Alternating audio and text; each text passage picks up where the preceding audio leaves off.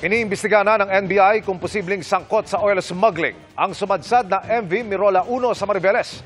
Sabay niya ng ikinakasangakbang para sipsipin ang mga langis na karga ng dalawang lumubog na motor tanker sa Bataan. Nakatutok si Mark Salazar.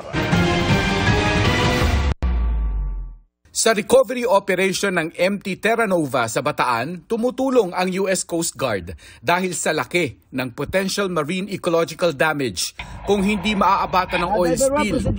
Nasa 1.4 million liters kasi ang industrial oil na karga ng lumubog na MT Terra Nova. Diniscuss po natin sa kanila yung current situation ng motor tanker Terra Nova, yung pong specific details po niya, like for example, depth of water, ano po yung position po ng barko, ano po yung mga ginawa na po natin sa underwater operation po natin, at ano po yung mga containment measures na ginagawa din po natin sa ibabaw naman po, based po dun sa oil sheen na nakikita.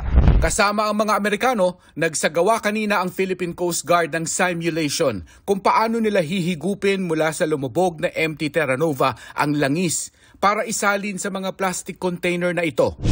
Nagpapatuloy rin ang recovery operation sa MT Bradley para palutangin naman ang buong barko.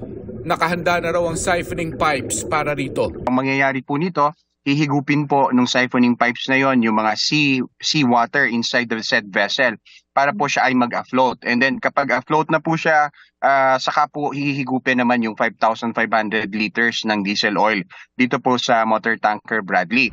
Sa tatlong barkong lumubog o sumadsad nung kasagsagan ng bagyong Karina at Habagat, pinakamaraming tanong dito sa MV Mirola 1. Wala itong kargang langis pero lumalabas na iligal ang kanilang mga biyahe na ngayon lang nabisto. Bakit din daw nagtatago ang mga crew nito? The initial information po talagang yan ay tumakas po sila noong pong kasagsagan na masama yung panahon. Bakit tumakas, sir? Iyon po sir yung iimbestigahan ng ating joint investigation team. Pumasok na rin ang NBI sa investigasyon dahil sa anggulo ng oil smuggling. Nauna nang itinanggi ng MT Terra Nova ang alegasyon. Sinisikap naman ng GMA Integrated News na makuha ang panig ng pamunuan ng MT Bradley at MV Mirola 1. Para sa GMA Integrated News, Mark Salazar, Nakatutok 24 Oras.